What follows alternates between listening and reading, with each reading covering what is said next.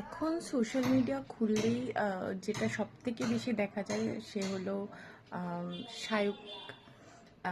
তো ওনার মানে ক্রিয়েটার থেকে কন্টেন্ট ক্রিয়েটারের থেকে কন্ট্রোভার্সি ক্রিয়েটার বেশি হয়ে গেছে। যখনই কোনো কন্ট্রোভার্সি থাকে তখন ওনাকে কোনো না কোনোভাবে দেখা যায়। তো আমার বক্তব্য এই ভিডিওটা আমি এই কারণে বানাচ্ছি, কারণ আমার খুবই খারাপ লাগছে একটা জিনিস ভেবে যে উনি কিছু খাবার অর্ডার করেছিল, যাই হোক ওটা ভুলবশত ওয়েটারটি ভুল সার্ভ করেছে, কিন্তু উনি ক্ষমাও চেয়েছে, ওয়েটারটি ওইখানে অনস্পট ক্ষমাও চেয়েছে। কিন্তু আমার বক্তব্য হলো ওই যে ওয়েটারটিকে যে জেলে যেতে হলো উনি এগেনস্ট মানে এই ভুল জিনিস সার্ভ করার জন্য, যেই জন্য উনি কমপ্লেনটা করেছিল। আচ্ছা একটা কথা বলুন তো, যদি ওই বিফের জায়গায় পর্ক বা ল্যাম্প সার্ভ করা হতো তাহলে কি ওই ওয়েটারটিকে জেলে যেতে হতো? আর যদি বিফ খাওয়ার জন্য উনি জেলে গেছেন, তা বিফটা তো ওই একই কিচেনে রান্না হয়েছে যেখানে মাটন চিকেন রান্না হয়েছে। তো উনি ব্রাহ্মণ সন্তান হয়ে সেই জায়গার রান্না বা সেই বাসনের রান্না খেয়েছেন।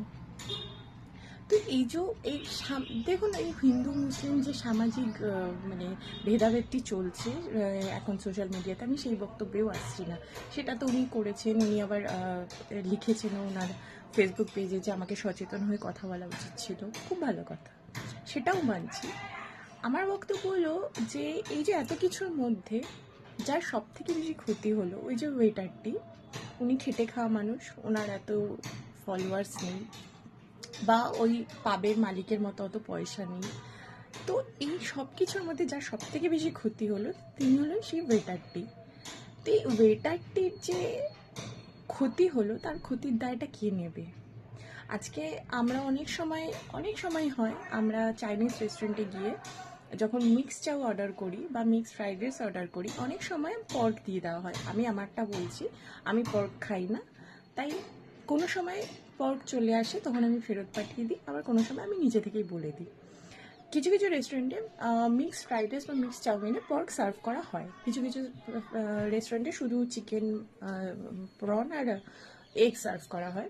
যাই হোক, তো আমার কথা হলো এই যে ভুলবশত জিনিসটা ওনার কাছে, তো ওই রেস্টুরেন্টে ওনার কাছে কাউকে বিফ ভুল করে সার্ভ করাটা ভুল, কিন্তু ডিশটা বিফ না পর্ক সেই বিচারে ওনাকে যে জেলে যেতে হলো, আর এই যে ভিডিওটা করে ওনাকে যে ভাইরাল করা হলো, ধরুন ওই পাপটিতে উনি আর জীবনে চাকরি পাবেন না, কিন্তু এই ভিডিওটার পরে দেখার পরে অন্য কোনো রেস্টুরেন্ট ওনাকে চাকরিতে নেবে কিনা সেটারও কি গ্যারান্টি আছে?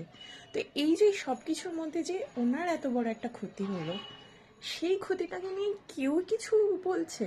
সবাই শায়কের বক্তব্য নিয়ে, কেন ব্রাহ্মণ, কেন কোথায় গিয়েছিল, আমি সেই সবে যাচ্ছি না। ওনার যেখানে ইচ্ছে সেখানে গেছে, উনি যেখানে ইচ্ছে যা কিছু খেয়েছে, উনি তো এই ভিডিওটা না করে ওনাদের এগেনস্ট একটা কেস করতে পারতো বা একটা স্টেপ নিতে পারতো। বা কিছু প্রবলেম হলে আমরা কি সবাই ভিডিও করে ছেড়ে দিই? কিছু প্রবলেম হলে রেস্টুরেন্টে গিয়ে যে কোনো খাবার খারাপ হয়েছে বা কিছু হয়েছে, হ্যাঁ নিশ্চয়ই আগে কথা বলি, বা সলভ না হলে নিশ্চয়ই সেটার সমাধান করার চেষ্টা করি। কিন্তু ওই যে ব্যক্তিটিকে ভাইরাল করা হলো ভিডিও করে, তার বদলে যে তার এত বড় একটা ক্ষতি হলো, সে জেলেও গেল, তার চাকরিটিও গেল, আবার সে ভবিষ্যতে অন্য কোথাও চাকরি পাবে কিনা তারও অনিশ্চয়তা। তো এইটার কি কেউ দায় নেবে?